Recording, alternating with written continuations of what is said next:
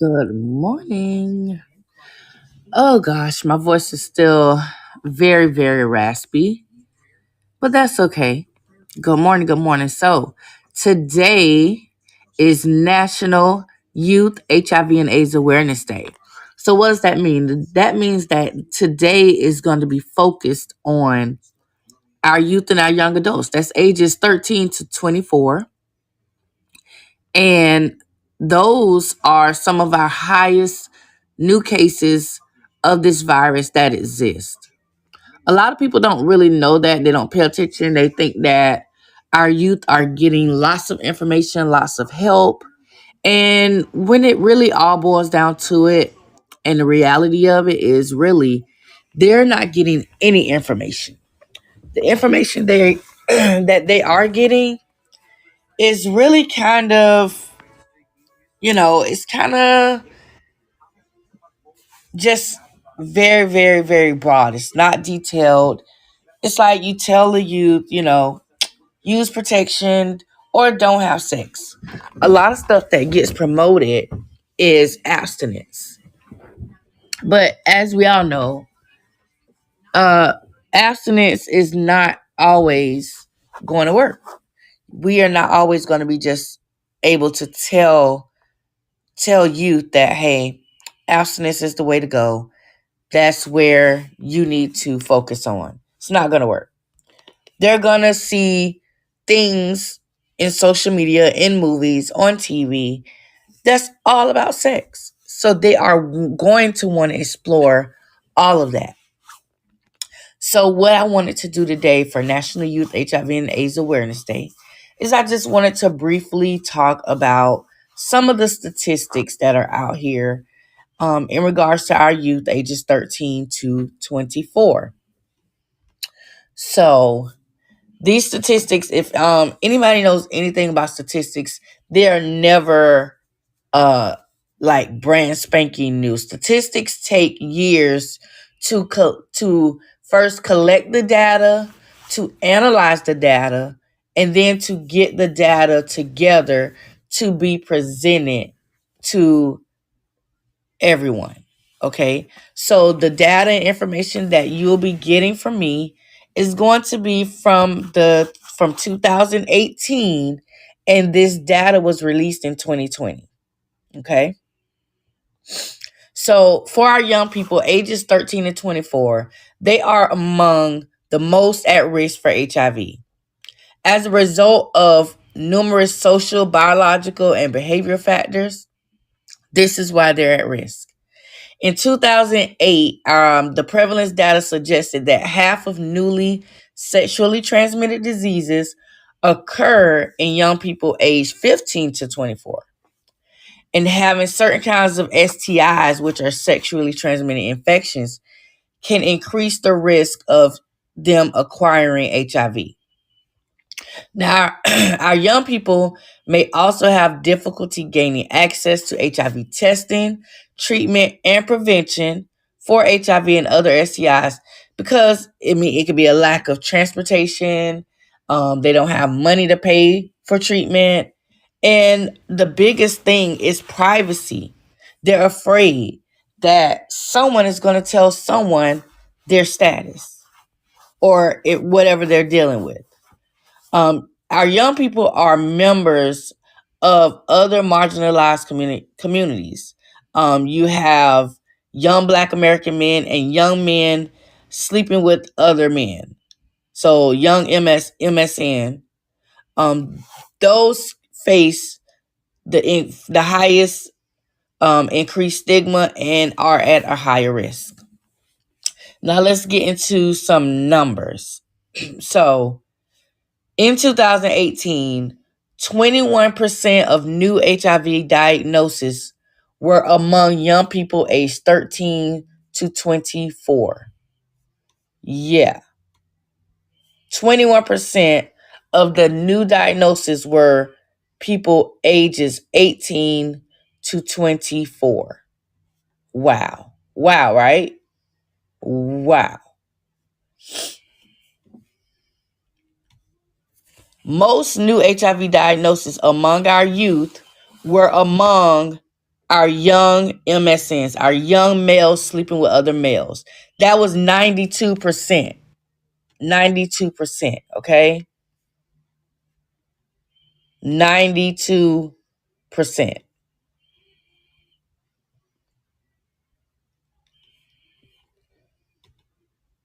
Now,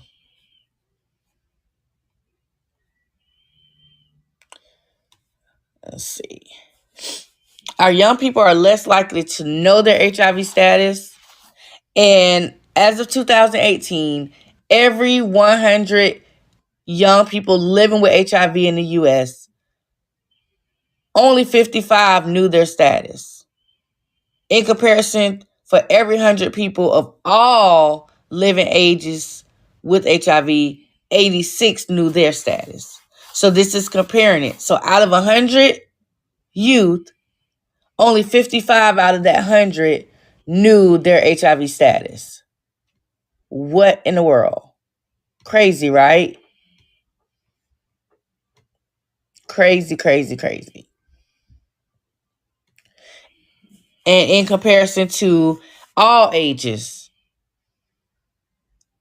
if you look at all ages, 100 people out of all ages, 86 knew their status. That's not good. In 2018, for every 100 young people diagnosed with HIV, 79 out of that 100 received some care. Some, not all, some. Out of those 100, 58 were retained in care and 60 were virally suppressed, which means 79 of them, they might have went to the doctor one day, they might have not went to the doctor. 58 of those actually stayed in care. They were able to go to their appointments as they were needed. And not only were those 58 able to go with their appointments, 60 were virally suppressed. That means they took their medicine as they were supposed to. And this is in comparison to take 100 people of all ages diagnosed. You had 76 that received some care.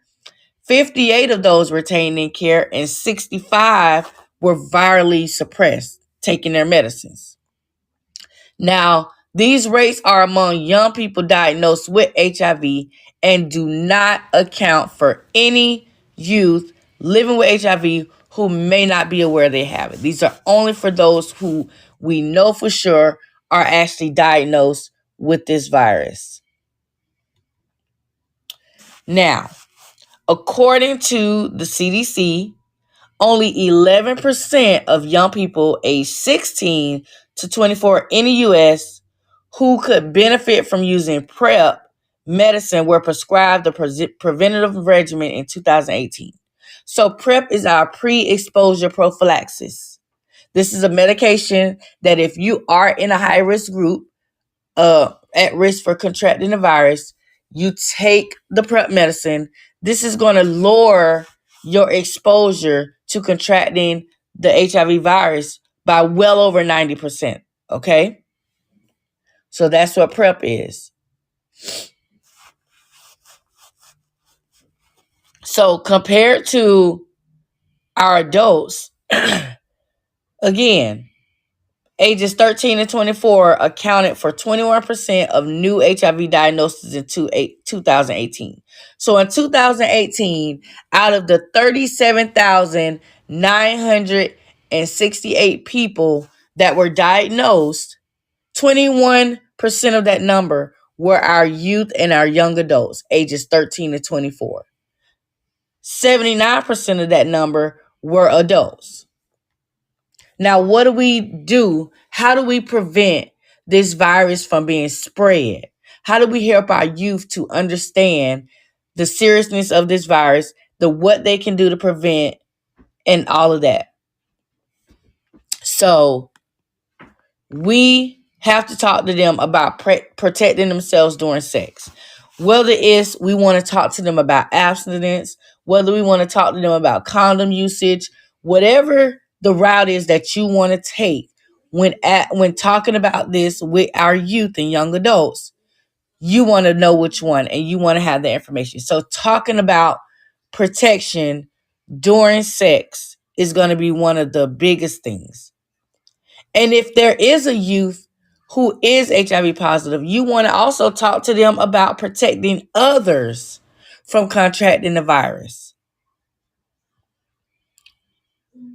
If it's a youth or a young adult that is engaging in drug usage, especially when it comes to intravenous and injection drugs, you want to talk to them about the dangers of that.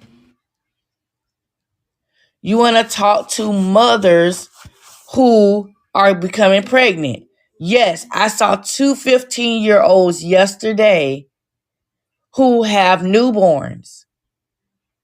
Okay? So our young kids, 15, 13, 14 years old, are having sex and are having babies. So you want to make sure they understand not only are they being put at risk for contracting the HIV virus and STDs and STIs, but also if they get this virus and become pregnant, there is a risk of mother to child transmission. And then we also want to talk to them about PrEP and PEP, pre-exposure prophylaxis and post-exposure prophylaxis. In the event that they have sex and the condom breaks, something happens, and they are potentially exposed. PEP, which is our post-exposure prophylaxis, is something that is there to help in a way to help them from contracting the virus in the event that whoever the person is they had sex with possibly is HIV positive. Now, there are many other methods of HIV prevention. Again, we have abstinence. That's not engaging in any type of sexual activity. So that is available as well. It's just one of those things where we have to, talk to our youth, talk to our young adults, and just let them know, hey, this is serious. This is something that is out there. This date, April 10th, is very important for our youth and our young adults because they need this information. They are literally our future. They're the ones when we're gone who are going to be running this country and running schools, running communities. So it's important now to give them this information so that they can take this information and educate their friends.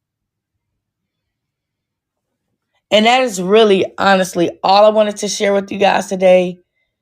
And just to let you guys know that, there are so many tools now, more than ever, available to prevent HIV. Again, you can have abstinence. No, don't share needles. Use condoms. All of that is available. We just have to take the step and talk about it. Don't be afraid to talk to our youth and our young adults about sex, about HIV, about STDs, about prevention. We have to take a stand and we have to do that. And that is all that I wanted to share with you guys today. If anybody has any questions, you can always reach out to me on any social media platform. Just send me a message. If you have youth and young adults you feel that need to get this information on a more deep and detailed level who are at risk, please reach out to me. That is what I'm here for. Again, thank you guys so much. If you're listening to this replay, thank you so much. Please share this.